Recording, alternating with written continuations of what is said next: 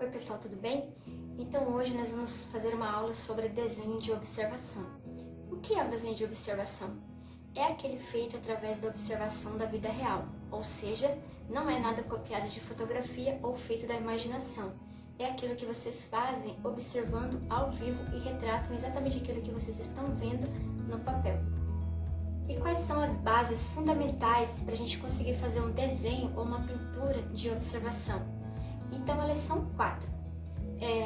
A composição, o enquadramento, a proporção e a perspectiva. Então esses são elementos fundamentais que você tem que pesquisar a fundo aí e levar em consideração quando vocês vão fazer um desenho ao vivo, ou seja, de observação, né? Resumindo, significa que vocês têm que decidir qual vai ser o objeto de estudo de vocês. Por exemplo, se eu coloco esta maçã e esta borracha sobre uma mesa, esta é a minha composição. Aí eu vou observar qual é o enquadramento. Eu vou fazer ele visto bem de perto, bem de longe, né? Visto de cima, visto de lateral. Ou seja, vocês têm que definir a composição e qual vai ser o ângulo que vocês vão desenhar. Depois vocês vão observar a proporção.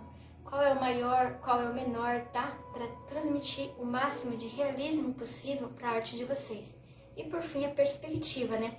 Porque um desenho sem perspectiva fica muito estranho. Então você tem que ver e cuidar muito com a perspectiva. Se está tudo assim sendo visto em 3 dimensões ou só em 2 dimensões e assim por diante, tá? E tentar depois aplicar o conhecimento que você tiver a respeito de sombreado no seu desenho. Mas a gente vai agora fazer um exercício de desenho de observação ao vivo, tá? E daí a gente vai conversando mais ao longo do vídeo. Então vamos lá.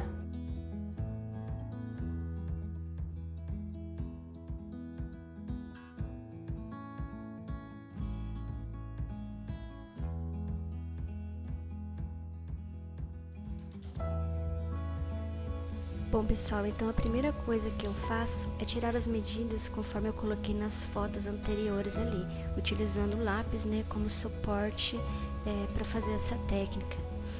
E daí eu vou fazendo o esboço de forma bem simplificada, né, atentando para todos aqueles itens que eu falei anteriormente, né, cuidando da proporção, da perspectiva do objeto, do enquadramento que eu vou fazer ali, da composição no meu papel, né, cuidando para ficar assim distribuído de uma forma bem harmoniosa, né, para que não fique nem tudo muito grande, nem tudo muito pequeno, ou tudo muito na margem, né. Então a gente tem que cuidar todos esses detalhes, né, ao fazer o desenho ali de observação. E no mais, é só ter muita paciência, né, é claro, e praticar bastante. Então é um exercício fácil ali que vocês podem fazer facilmente em casa, né. Então, você pode, por exemplo, observar alguns objetos, algum canto da sua casa, do quintal, da rua, né? E assim ir praticando o máximo possível. Quanto mais vocês praticarem, é claro que com o tempo vai ficando cada vez melhor a percepção que vocês têm da realidade, para conseguir retratar ela no papel, tá? Então ali, eu fiz o desenho e deixei ele mais assim simples, mais com caráter de esboço mesmo, sem muito acabamento, né?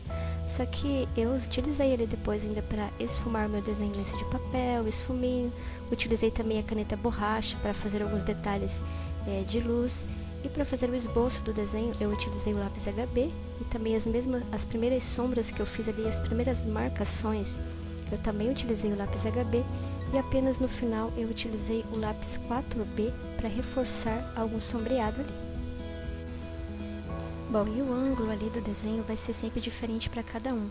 Por exemplo, o que vocês estão enxergando através do vídeo é diferente do ângulo que eu estava enxergando na hora que eu estava desenhando. Então, se 2 artistas fizerem a mesma composição ao vivo, cada um vai retratar o desenho de acordo com o ângulo que ele está vendo.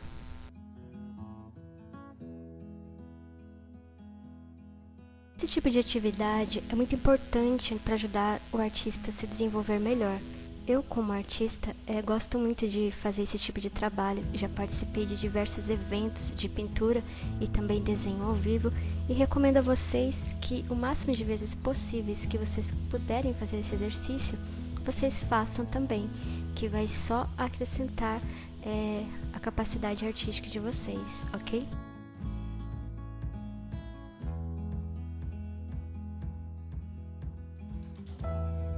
Uma outra dica importante que pode ajudar quando vocês estiverem fazendo esse tipo de desenho é não dar nome às coisas, né?